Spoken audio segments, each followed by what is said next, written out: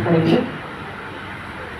ओम भूर्भुवः स्वाहा तत्सवितुर्वरेण्यं भर्गो देवस्य धीमहि धियो यो नः प्रचोदयात्।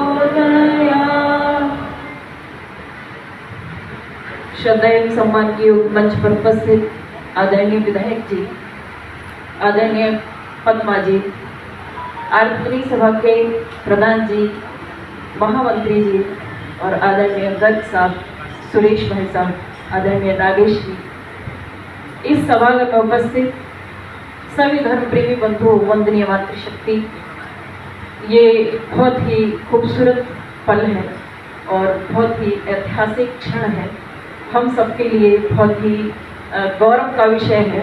और आदरणीय विधायक जी को मैं स्पेशली थैंक यू बोलना चाहूँगी, उन्हें धन्यवाद कहना चाहूँगी कि वो भी हमारे साथ और हम उनके साथ इस पल का हिस्सा बने। तो ये स्वामी जी के लिए हमारी तरफ से बहुत छोटे से कुछ श्रद्धा सुमन उनको अर्पित किए गए हैं। तो मैं स्वामी जी को कैसे देखती हूँ और आप सबको भी मैं अपनी उस दृष्टि के साथ मिलाना चाहूँगी कि आप भी उनको वैसे देखें। मैंने अपने जीवन के 16 से 17 साल गुरुकुल में व्यतीत किए। जब मैं 6 साल की थी तब मुझे गुरुकुल भेजा गया। बड़ी खूबसूरत सी एक जगह है। लोग आज भी मुझसे पूछते हैं जब मैं प्रोग्राम्स में जाती हूँ कि क्या वास्तव में आज भी गुरुकुल होते हैं, तो मैं कहती हूँ बिल्कुल। आज मैं यहाँ बैठी हूँ, जो नहीं जानती महिलाएं कि स्वामी दयानंद ने क्या किया उनके लिए अप्रत्यक्ष रूप से, उनके लिए भी उन्होंने वही कार्य किया जो मेरे लिए किया।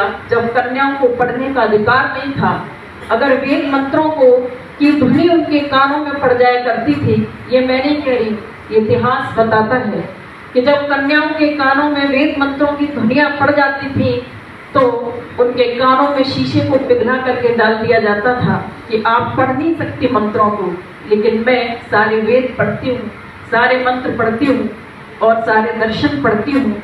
ये केवल स्वामी दयानंद की देन है, जिन्होंने कहा कि पुरुष तो पढ़े ही पढ़े, लेकिन कन्या का पढ़ना अति आवश्यक है, उनको पढ़ना ही चाहिए। तो स्वामी दयानंद एक बहुत बृहद व्यक्तित्व है, बहुत विशाल व्यक्तित्व है, जिसके आगे मैं उनकी सेवा में मैं उनके लिए कुछ शब्द कहूँ बड़े छोटे से हैं स्वामी जी के लिए कि मैं उन्हें क्या अपने श्रद्धा सुमन अर्पित कर सकती हूँ। मैं आज बोल रही हूँ तो केवल उनकी कृपा से बोल रही हूँ कि मेरे गांव में पढ़ने की व्यवस्था नहीं थी, जहाँ से मैं आती हूँ वहाँ पढ़ने की व्यवस्था नहीं थी। आज से 25 साल पहले की बात कर रही हूँ मैं।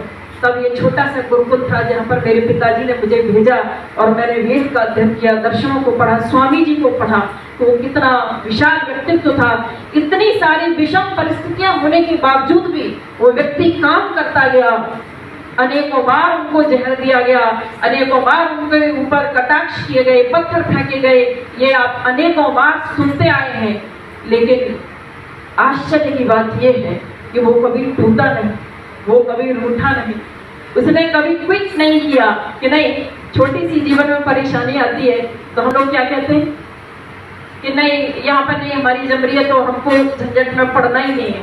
लेकिन स्वामी दयानंद ऐसा एक व्यक्तित्व है जिसने कहा कि सारी मुसीबतें मुझे दे दो, जितनी भी सारी संसार में मुसीबतें मैं सब लेने के लिए उन्हें सहर्ष स्वीकार करता हूँ। और स्वामी दयानंद ने न केवल कन्याओं के लिए, गौओं के लिए इतनी करुण पुकार स्वामी दयानंद ने गायों के लिए की कि हे प्रभु क्या तेरी करुणा बिल्कुल खत्म हो गई है इन गायों के प्रति, लोग कैसे इनको काट देते हैं, कैसे इनको खा लेते हैं। स्वामी दयानंद लेकिन उस मूल शंकर से जाकर के वो ऋषि दयानंद सरस्वती तक की यात्रा जब करते हैं तो ये अपने आप में एक अद्भुत बात है।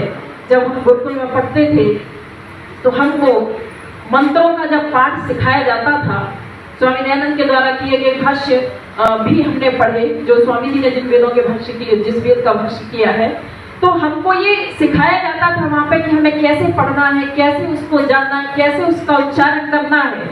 अब मैं बहुत सारे लोगों को ये देखती हूँ और जाती हूँ। अभी रिसेंटली एक छोटी सी घटना बताऊंगी। एक फंक्शन में मैं गई, वहां पर एक पौराणिक पंडित जी आए हुए थे।